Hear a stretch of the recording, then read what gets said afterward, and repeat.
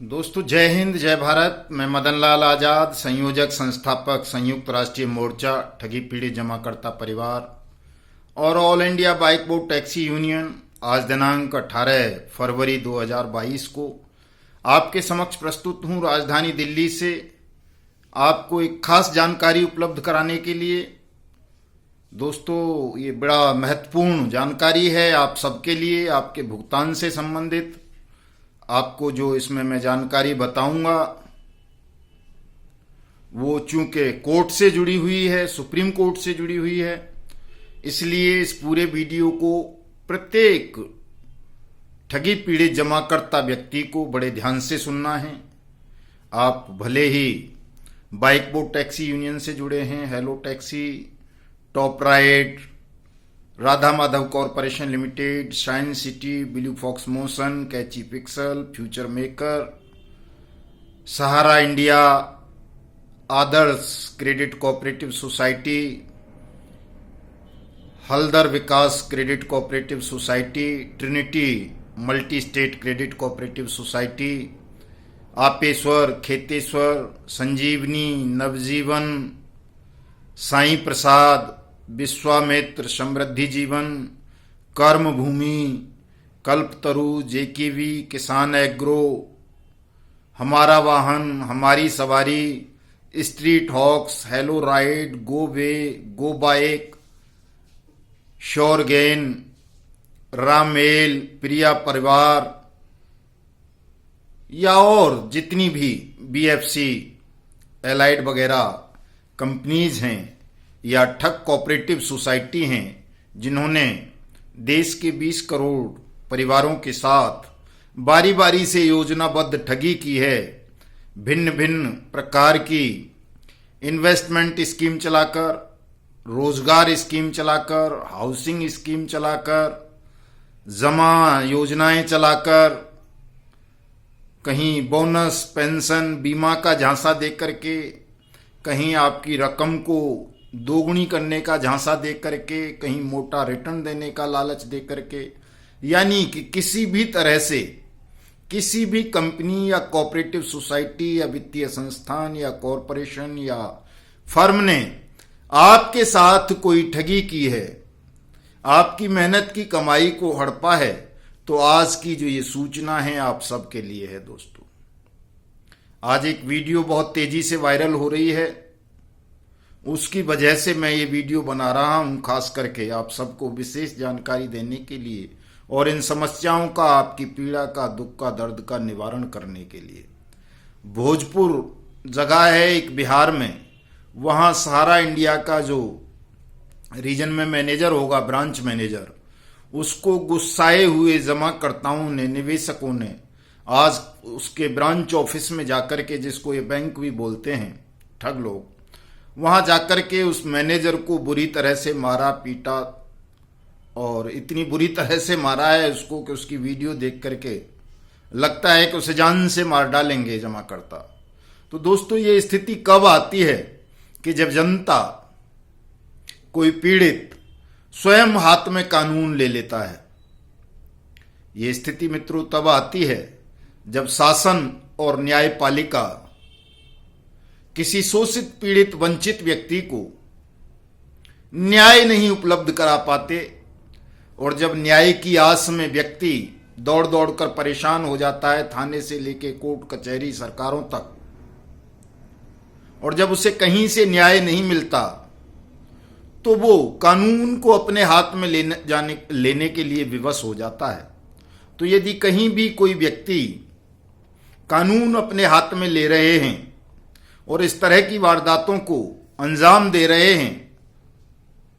तो इसके लिए अगर कोई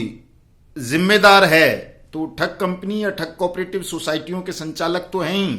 जिन्होंने लोगों की मेहनत की कमाई को हड़पा, लेकिन वो सरकारें भी जिम्मेदार हैं,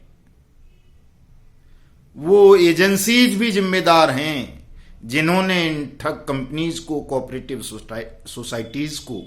देश को ठगने का, लूटने का लाइसेंस बांटा, रजिस्ट्रेशन दिए और इन्हें दफ्तर खोलने की अनुमति दी कि ये सार्वजनिक रूप से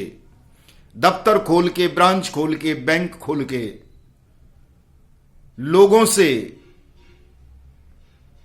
जमा योजनाओं के नाम पर धन स्वीकार करें और बाद में परिपक्वता तिथि कंप्लीट हो जाने पर, मैच्योरिटी पूरी हो जाने के बाद भी ये जनता की मेहनत की कमाई को वापस ना करें और जनता के धन को हड़प लें, ठग लें, लूट लें।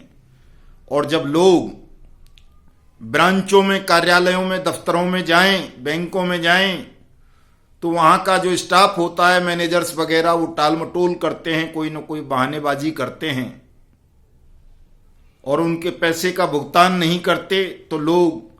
थाने में जाते हैं, कोर्ट में जाते हैं, मुख्यमंत्री से मिलते हैं, प्रधानमंत्री से मिलते हैं, राष्ट्रपति को पत्र लिखते हैं, हाई कोर्ट जाते हैं, सुप्रीम कोर्ट जाते हैं और जहां जहां भी जाना हो सकता है नेताओं के पास जाते हैं, विपक्ष में बैठे हुए नेताओं के पास भी, विधायकों के पास भी, सांसदों के पास भी। लेकिन इस पूरी कवायद के बावजूद भी, जब पूरी भागदौड़ के बाद भी पीड़ित व्यक्ति को न्याय नहीं मिलता, जमाकर्ता को न्याय नहीं मिलता, उसका धन वापस नहीं होता, तो उसके मन में निराशा का भाव उत्पन्न होता है, हताशा पैदा होती है और उसे लगता है कि अब तो मरो या मार दो। चूंकि उसने अपने जीवन भर की मेहनत की जमा पूंजी को इन ठग कंपनियों के, ठग कोऑपरेटिव सोसाइटीज के हवाले किया है। और इसलिए हवाले किया है चूंकि सरकार ने इनको लाइसेंस दिए थे, रजिस्ट्रेशन दिए थे, दफ्तर खोलने की अनुमति दी थी, जमा योजनाएं चलाने की अनुमति दी थी। और जब कोई पीड़ित सरकार के पास जाता है तो सरकार उसको निराश कर देती है। तो फिर ऐसी विकट स्थिति में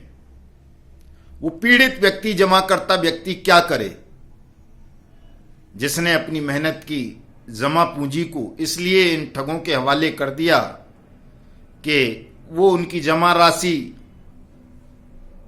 उनके बुढ़ापे में काम आएगी, उनके बच्चों की पढ़ाई लिखाई में काम आएगी, उनके बच्चों की पढ़ाई लिखाई के अलावा शादी विवाह में काम आएगी, उनके टूटे फूटे घरों को पक्के मकानों में परिवर्तित करने में काम आएगी, या कहीं उनको और कोई अमज गमज पड़ेगी, पैसे की आवश्यकता होगी, कहीं हारी बीमारी में, दुख तकलीफ में, या खुशियों के अवसर पर, तो वो इस अपनी जमा राशि का इस्तेमाल करेगा। लेकिन उस मेहनतकश व्यक्ति को, जिसने अपनी जीवन की भर की कमाई इन ठगों के हवाले कर दी, जब पता चलता है कि उसकी ये जमा पूंजी डूब चुकी है, तो वो अपने आप को ठगासा महसूस तो करता ही है, समाज में उसका अपमान भी होता है कि अब उसकी बेटी का विवाह कैसे होगा, उसके बच्चों की पढ़ाई का खर्चा कैसे संभलेगा, उसका टूटा फूटा मकान पक्के मकान में परिवर्तित कैसे होगा, या वो बुढ़ापे में किस तरह से अपना जीवन गुजारेंगे। ये तमाम चीजों को, तमाम बातों को जब सोचता है मनुष्य और समाज में अपमानित हो जाता है, धन डूब जाने के कारण कंगाल हो जाता है, और सरकार भी, कोर्ट भी, कानून की कुर्सियों पर बैठे हुए लोग भी जब उसकी पीड़ा को नहीं समझते, उसके पैसे को वापस नहीं करवाते जिम्मेदार लोग, जिम्मेदार अधिकारी, जिम्मेदार प्रशासन, तो किसी भी व्यक्ति के मन में क्रोध आना स्वाभाविक है। वो या तो आत्महत्या कर लेता है या फिर इस तरह से गुस्सा निकालता है जिस तरह से आज भोजपुर रीजन में सहारा इंडिया के ब्रांच मैनेजर पर लोगों ने गुस्सा अपना उतारा। और इस तरह की घटनाएं आम हो गई हैं, आजकल बहुत ज्यादा हो गई हैं। कितने ही मैनेजर्स, रीजनल मैनेजर्स अपने पदों से इस्तीफा देकर के अपने घर चले गए हैं इस पिटाई के भय से।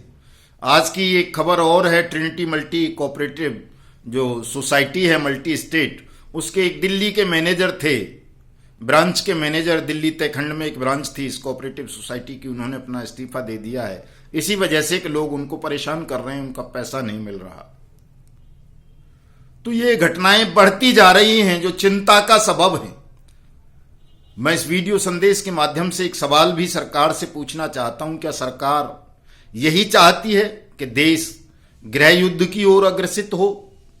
देश में गृह युद्ध छिड़े, लोग आपस में मारपीट करें, कानून अपने हाथ में लें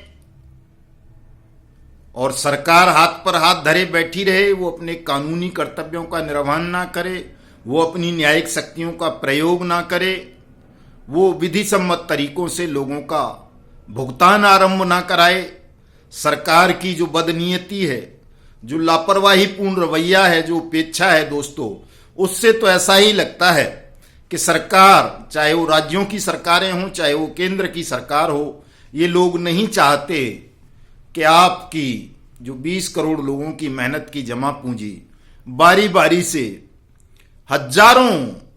ठग कंपनीज या कोऑपरेटिव सोसाइटीज ने हड़पी है, वो आपको वापस मिले। यदि सरकार चाहती, लेस मात्र भी ईमानदारी उनके मन में होती, अपने न्यायिक कर्तव्यों के प्रति ये थोड़ा सा भी समर्पित होते,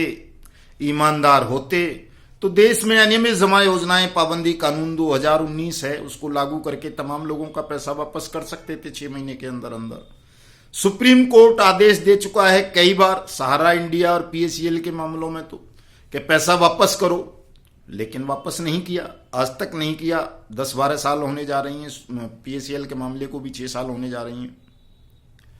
साईं प्रसाद का मामला है, उसमें मुंबई स्पेशल कोर्ट ने फैसला सुना दिया, 5-6 साल होने जा रही हैं, आज तक कोई धन की वापसी नहीं है। सेबी तो सैकड़ों मैटर्स में, अपने जो सेबी की कोर्ट होती है, ट्रिब्यूनल होती है, वो तो सैकड़ों मैटर्स में 20 साल से आदेश सुनाता आ रहा है और सैकड़ों कंपनीज को सुना चुका है कि आप पैसा वापस करो, लेकिन उन आदेशों को ठग कंपनीज ने, ठग कोऑपरेटिव सोसाइटीज ने कहीं हाई कोर्ट में, कहीं सुप्रीम कोर्ट में चैलेंज कर रखा है और वो वहां पेंडिंग है।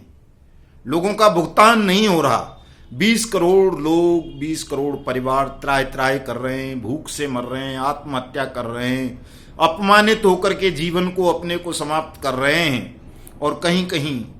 वो हताशावश, निराशावश आपराधिक कर्म भी कर रहे हैं। फिर भी सरकार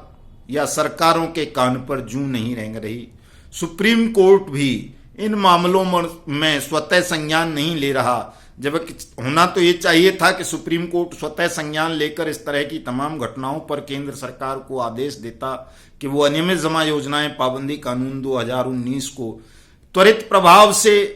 पूरे देश भर में लागू करे, एक स्पेशल फंड बनाए इस कानून के तहत, और 180 वर्किंग डेज वाली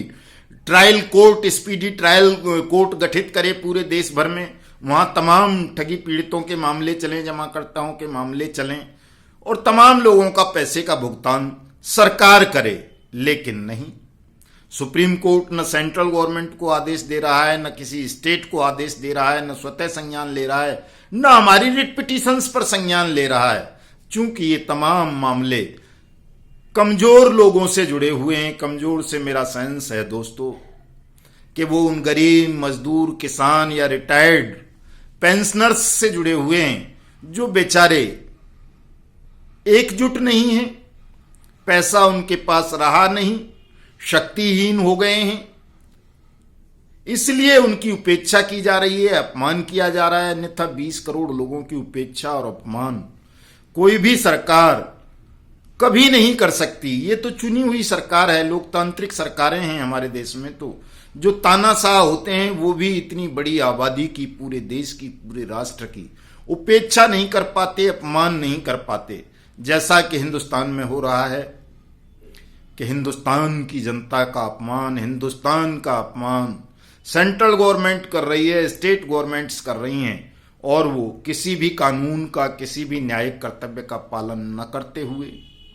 इतनी बड़ी आबादी को भूखों मरने के लिए मजबूर कर रही हैं, देश को गृह युद्ध में तब्दील करने का षड्यंत्र रच रही हैं। दोस्तों, राजनेता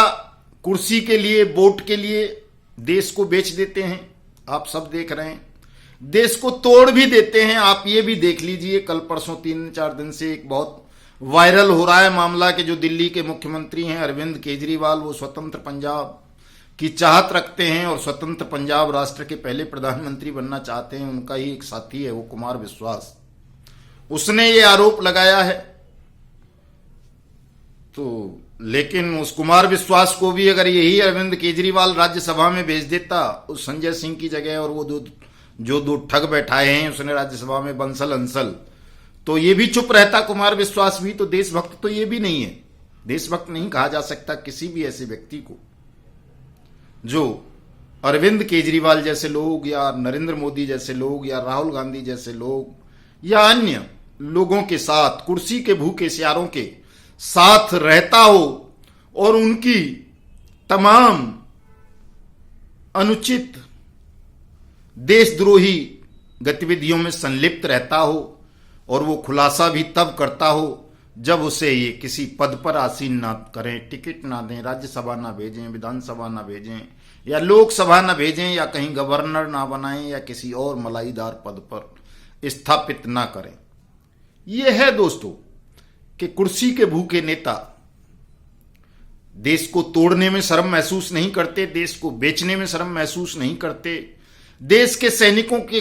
खून की तस्करी करवाने में शर्म महसूस नहीं करते।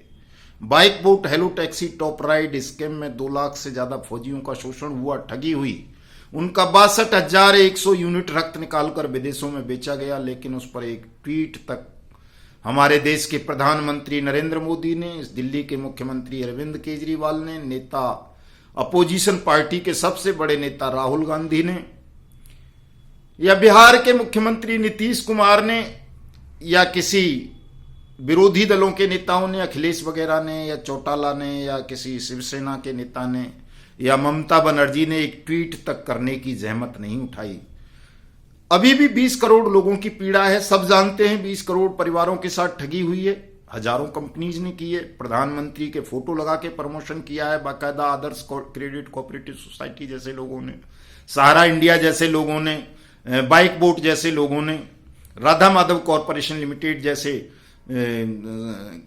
ठगों ने। प्रधानमंत्री की फोटो, वीडियोस का, ऑडियोज का सार्वजनिक रूप से इस्तेमाल हुआ और उन्हें दिखा दिखाकर देश के 20 करोड़ परिवारों को ठग लिया गया। लेकिन कहीं से भी कोई ऐसी उम्मीद दिखाई नहीं दी कि अब लोगों का, पीड़ितों का, जमाकर्ताओं का पैसा वापस हो जाएगा। बहुत लंबे समय से 3 साल से मैं खुद आंदोलन कर रहा हूं भिन्न भिन्न जगहों पर, इसी के लिए कि अनियमित जमा योजनाएं पाबंदी कानून 2019 को लागू कर दिया जाए और उसके तहत तमाम लोगों का पैसा वापस कर दिया जाए। क्योंकि यही एक कानून है फिलहाल ऐसा जो टाइम बाउंड है, जो 180 कार्य दिवस में किसी भी ठगी पीड़ित जमाकर्ता का पैसा वापस करने की जिम्मेदारी देता है। और कानून तो कोई भी टाइम बाउंड नहीं है, लंबे लंबे हैं वो, उनमें कोई टाइम लिमिट नहीं है कि वो 10 साल में पैसा आपका वापस करेंगे या 20 साल में या 50 साल में या अगली पीढ़ी को। लेकिन अनियमित जमा योजनाएं पाबंदी कानून 2019 टाइम बाउंड एक्ट है जो ये गारंटी देता है कि प्रत्येक ठगी पीड़ित जमाकर्ता का पैसा 180 कार्य दिवस के अंदर अंदर सरकार वापस करेगी और वो भी 2 गुने से 3 गुना तक। यही कानून ये भी कहता है कि अगर किसी कोऑपरेटिव सोसाइटी या किसी ठग कंपनी ने किसी के साथ उसकी जमा राशि के साथ कोई हेराफेरी की है, कहीं उसको खुर्द-बुर्द किया है, वो भुगतान नहीं कर रहे हैं, तो उस कंपनी या कोऑपरेटिव सोसाइटी या कॉरपोरेशन की तमाम प्रॉपर्टीज को सीज किया जाएगा, नीलाम किया जाएगा और सबसे पहले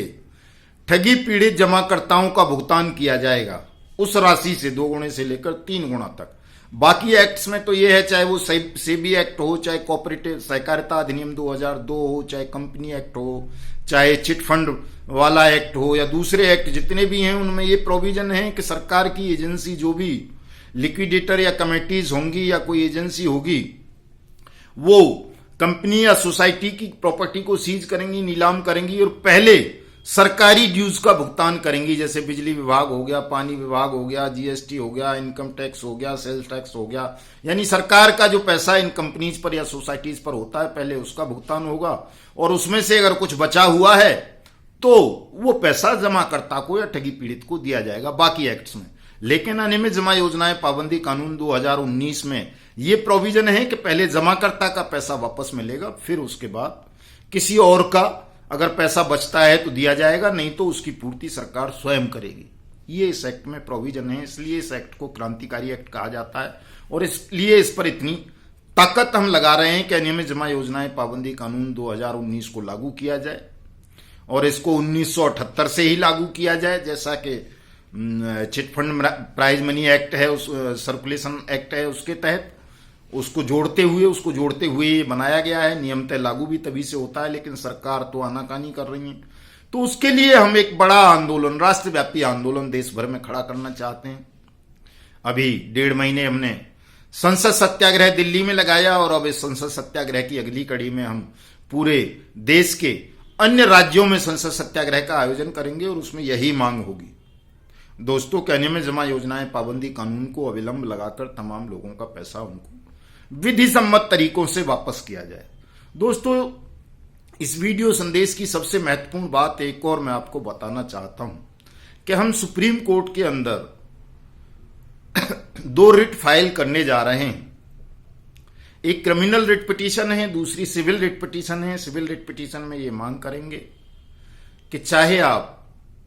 किसी भी ठग कंपनी या कोऑपरेटिव सोसाइटीज के विक्टिम हैं, जमा करता है, आपका पैसा सुप्रीम कोर्ट की निगरानी में अनियमित जमा योजनाएं पाबंदी कानून 2019 के तहत 180 कार्य दिवस के अंदर अंदर 2 गुणे से 3 गुना तक आपको तुरंत वापस किया जाए। सुप्रीम कोर्ट इसकी निगरानी करे और देश में इसके लिए स्पेशल स्पीडी ट्रायल की व्यवस्था की जाए। यह है एक रिट। इसमें आप तमाम साथी जो भी एजेंट हैं या एडवाइजर हैं या कहीं जमा करता हैं या निवेशक हैं, वो सम्मिलित हो सकते हैं। मुझे ईमेल पर मेरे पे yugantarnews@gmail.com पर अपनी डिटेल सेंड कर दें। डिटेल में अपना नाम, पिता या पति का नाम, एज, अपना कंप्लीट एड्रेस, आपका मोबाइल नंबर, कॉन्टैक्ट नंबर, आपका किस कंपनी में पैसा जमा है उस कंपनी का नाम, उसका एड्रेस, आपका कोई उस कंपनी ने खाता खोला था तो वो खाता नंबर, कोई आईडी नंबर जनरेट किया था तो वो आईडी नंबर, कोई पॉलिसी नंबर था तो पॉलिसी नंबर, कोई और आरडी एफडी के कोई सर्टिफिकेट्स हैं तो उनका नंबर। ये डिटेल इतनी सी मुझे चाहिएगी। मैं ये परफॉर्मा बना के इसके लिंक में भी नीचे डिस्क्रिप्शन में दूंगा, आप वहां जाकर के देख सकते हैं। ये डिटेल आप मुझे ईमेल के माध्यम से भेज देंगे तो ये इसी महीने दोनों रिट फाइल होने जा रही हैं। काम शुरू हो गया है, ट्रांसलेशन का काम हो गया है, वकील हायर कर लिए हैं आपके लिए। जो भी साथी इस रिट पिटीशन में अपना नाम, अपने डाउनलाइन का नाम सम्मिलित कराना चाहते हैं वो मुझे भेज सकते हैं। उनका स्वागत है सबका, उनका नाम डाला जाएगा दोस्तों, शामिल किया जाएगा और आपका सबका पैसा निश्चित रूप से आपको दिलाया जाएगा। ये इस बात की गारंटी है कि आपका पैसा 101% आपको वापस दिलाएंगे। दूसरी क्रिमिनल रिट पिटीशन है कि ये तमाम मामले जितने भी हैं वो भी अनियमित जमा योजनाएं पाबंदी कानून के तहत हम दायर कर रहे हैं। चूंकि वो क्रिमिनल एक्ट भी है, उसमें ये प्रोविजन है कि जो भी मल्टी स्टेट स्कैम है उनकी सीबीआई इंक्वायरी होनी चाहिए अगर कोई स्कैम 1 से 2 राज्यों में है। लेकिन आज तक इस कानून के तहत एक भी स्कैम की इंक्वायरी सीबीआई के हवाले नहीं की गई है। तो सीबीआई के हवाले हो और इनमें स्पेशल टास्क फोर्स का गठन किया जाए, एसआईटी बनाई जाए जिसमें ईडी के लोग हों, सीबीआई के लोग हों, ईओडब्ल्यूज के हों, क्रिमिनल लॉयर हों, जजेज भी हों उसमें, और ये भी टाइम बाउंड हो ताकि इन ठगों को, इन दुष्टात्माओं को जल्दी से जल्दी दंड दिलाया जा सके। क्योंकि जब तक ये दंडित नहीं होंगे तब तक ये कभी हाई कोर्ट में अपील करते रहेंगे, कभी सुप्रीम कोर्ट में अपील करते रहेंगे, और जो इनकी प्रॉपर्टीज हैं, जो इन्होंने आपके पैसे से खरीदी हैं, उनको ये सेल नहीं होने देंगे, नीलाम नहीं होने देंगे। ये एक तकनीकी कारण है दोस्तों, इसको गौर से सब लोग गांठ बांध लो। जब तक ये दोनों काम नहीं होंगे तब तक ये ठग कहीं ना कहीं कानूनी रूप से आपके भुगतान को लंबित करते रहेंगे, खींचते रहेंगे। जैसा कि आप देख रहे हैं, चाहे वो सहारा का मामला हो, चाहे वो पीएसीएल का हो या दूसरे मामले हो, तमाम मामले लंबित हो रहे हैं। कभी ये हाई कोर्ट चले जाते हैं, ठग हाई कोर्ट में हार जाते हैं तो सुप्रीम कोर्ट आ जाते हैं, वहां तारीख पे तारीख लेकर के मामले को लंबित करे रखते हैं। तो इसलिए दोनों काम बहुत जरूरी हैं कि प्रत्येक ठग को स्पीडी ट्रायल के माध्यम से जल्दी दंड मिले और स्पीडी ट्रायल के माध्यम से ही सिविल प्रक्रिया, जो रिकवरी की प्रक्रिया है, भुगतान की प्रक्रिया है, वो आरंभ हो। सबको अधिकतम 180 दिन के अंदर अंदर सरकार पैसा वापस करें।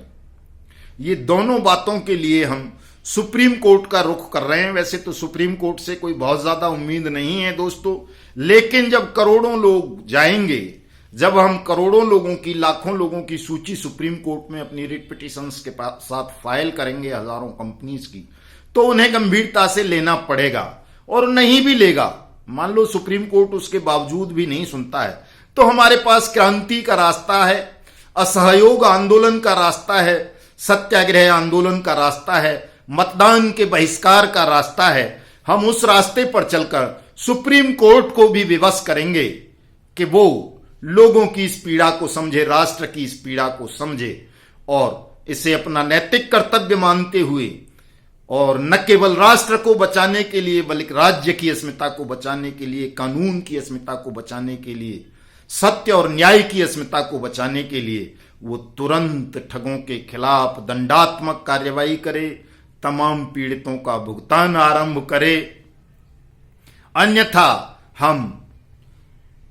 न्याय की कुर्सी पर बैठे हुए, कानून की कुर्सी पर बैठे हुए, चाहे वो न्यायाधीश हों,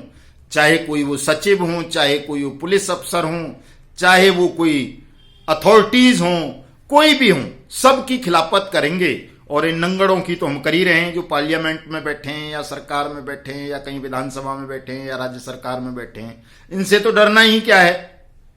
ये तो जनसेवक हैं, नौकर हैं, इनको तो आदेश कर ही रहे हैं। ये आप हमारा आदेश मानेंगे, जनता का आदेश मानेंगे तो ठीक है, पालन करेंगे तो ठीक है, नहीं तो इनको उखाड़ फेंकेंगे। मतदान का बहिष्कार करवा ही रहे हैं। 20 फरवरी को पुनः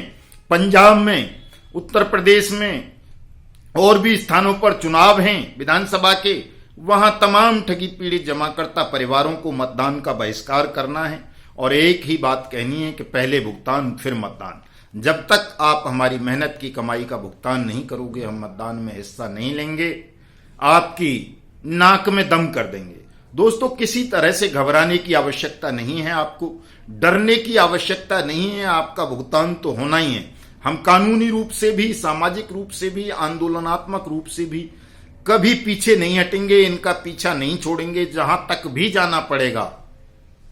आकाश पाताल भी अगर एक करने पड़े तो करेंगे और इनको विवश कर देंगे, मजबूर कर देंगे कि आपका भुगतान करें, जल्दी से जल्दी करें। इसलिए मैं इस वीडियो संदेश के माध्यम से आप सबसे अपील करना चाहूंगा कि कोई भी साथी कानून को अपने हाथ में ना लें, जो कानून की प्रक्रियाएं हैं उनका पालन करें। तमाम साथी अपने अपने मुकदमे अपने अपने लोकल थानों में दर्ज कराएं। भुगतान के लिए अपने जिलाधिकारियों को आवेदन प्रस्तुत करें, चाहे डाक से ही भेजें, रजिस्टर्ड डाक से ही। मैंने बना करके ड्राफ्ट डाले हुए हैं, आपको बहुत मेहनत करने की आवश्यकता नहीं है, एडवोकेट करने की आवश्यकता नहीं है, ये काम आप स्वयं भी कर सकते हो। सुप्रीम कोर्ट हम जा ही रहे हैं, उसमें आपको जिसको भी अपना नाम, अपनी पीड़ा सम्मिलित करानी है, मुझे ईमेल कर दें। इस वीडियो की डिस्क्रिप्शन में मेरा मेल आईडी है, मेरे कॉन्टैक्ट नंबर हैं, व्हाट्सएप भी आप कर सकते हो। और इसमें दोस्तों चूंकि धन भी खर्च होना है तो तमाम साथियों को इसमें अपनी क्षमता के अनुसार धन से भी सहयोग करना है, ताकि हम कहीं आर्थिक कंगाली भी महसूस ना करें और उसकी वजह से भी इस लड़ाई को ना हार जाएं। ये काम भी बहुत जरूरी है दोस्तों, आप सबको आर्थिक सहयोग भी करना है। जो जितना कर सकता है, कोई 1 रुपया, 10 रुपये, 100 रुपये, 1000, 5000, 10,000, जितना जिसकी क्षमता है या जितना जिसका लंबा वो है, लिस्ट है डाउनलाइन की, उसके हिसाब से भी आपको देख लेना है और ये करना है जरूर। चूंकि ये नहीं करोगे तो हम बहुत ज्यादा लोगों को इसमें सम्मिलित नहीं कर पाएंगे, चूंकि हमारी क्षमता इतनी नहीं है कि हम 1 करोड़ लोगों को इसमें अपने खर्चे से सम्मिलित कर सकें। हम 2, 4, 5 हजार लोगों को तो अपने खर्चे से सम्मिलित कर लेंगे, उसको करना ही है। उसमें किसी के सहयोग की आवश्यकता भी नहीं है। कोई करेगा तो ठीक है, नहीं करेगा तो ठीक है, लेकिन हम 5-5 हजार लोगों की लिस्ट तो अपने बल से फाइल कर ही सकते हैं सुप्रीम कोर्ट में। उनकी रिट पिटीशन करनी है ही हमें, उसमें किसी से सहयोग नहीं चाहिए। लेकिन आप अगर ये चाहते हो कि हम आपकी बात भी रखें, आपके भुगतान की लड़ाई भी लड़ें, तो आपको सबको ये काम तत्परता के साथ करना है, इसी महीने करना है, क्योंकि मार्च में ये लिस्ट हो जाएगी दोनों रिट पिटीशंस दोस्तों। इसलिए जो भी साथी जुड़ना चाहते हैं वो अपनी डिटेल मुझे भेज देंगे और अपनी सहयोग राशि भी भेज देंगे। मेरा गूगल पे नंबर है, फोन पे नंबर है, चूंकि ये हम युगांतर न्यूज की तरफ से ही दोनों पिटीशंस फाइल करने जा रहे हैं, तो आप जो है 9560479048 ये डिस्क्रिप्शन में भी होगा। इस नंबर पर अपनी सहयोग राशि भेजकर मुझे मेरे व्हाट्सएप नंबर 7827581213 पर उसका स्क्रीनशॉट भेज देंगे या मेल कर देंगे कि साहब मैंने ये पैसा आपको भेजा है। इसलिए भेजा है कि मेरा नाम भी, मेरी ये लिस्ट भी सुप्रीम कोर्ट की रिट पिटीशंस में सम्मिलित की जाए। और जो वो डिटेल्स चाहिए उसका प्रारूप भी मैं इसके नीचे दे रहा हूं डिस्क्रिप्शन में, वहां से जाकर के आप देख सकते हैं। उसके अकॉर्डिंग अपनी डिटेल बना करके मुझे मेल या व्हाट्सएप कर देंगे दोस्तों। और तीसरी अपील मैं आप सबसे यही करूंगा कि जो भी साथी हैं, जो भी मेरे इस वीडियो संदेश को सुन रहे हैं, जो नए साथी हैं, वो इस यूट्यूब चैनल युगांतर न्यूज को सब्सक्राइब कर लें। हमारे ट्विटर हैंडल युगांतर न्यूज को फॉलो कर लें। मेरी फेसबुक आईडी है मदनलाल आजाद के नाम से, उसको फॉलो कर लें। 20 करोड़ ठगी पीड़ित के नाम से फेसबुक पर पेज है, उसको ज्वाइन कर लें। और अपने अपने व्हाट्सएप ग्रुप भी तमाम लोग बना लें। उनमें चाहें तो मेरा नंबर भी ऐड कर सकते हैं। इस वीडियो संदेश को व्हाट्सएप के माध्यम से, फेसबुक के माध्यम से, इंस्टाग्राम, टेलीग्राम, ट्विटर, जैसे भी हो सके वैसे आपको तमाम ठगी पीड़ित जमाकर्ता परिवारों तक पहुंचाना है, ताकि जल्दी से जल्दी पूरे देश भर में हम सभी एकजुट होकर, एकमत होकर एक बृहद राष्ट्रीय आंदोलन इस बेईमान सिस्टम के और ठग साम्राज्य के खिलाफ खड़ा कर सकें। इनको बता सकें, इनको झुका सकें कि यदि आपने भुगतान नहीं किया तो आने वाले दिन आपके लिए बहुत भयंकर सिद्ध होंगे। आपकी ये जो कुर्सियां हैं, जो 20 करोड़ ठगी पीड़ित जमाकर्ताओं के खून पर टिकी हुई हैं, खून में सनी हुई हैं, हम इन कुर्सियों को उखाड़ कर फेंक देंगे। आपको किसी को भी सत्ता में नहीं रहने देंगे यदि आपने लगातार निरंतर हिंदुस्तान का अपमान किया तो। दोस्तों ये सिद्ध कर दो दोस्तों, जुट जाओ निर्भीकता के साथ। तमाम साथी इस वीडियो संदेश को ज्यादा से ज्यादा शेयर करें, कमेंट करें, लाइक करें, सब्सक्राइब करें। जय हिंद, जय भारत।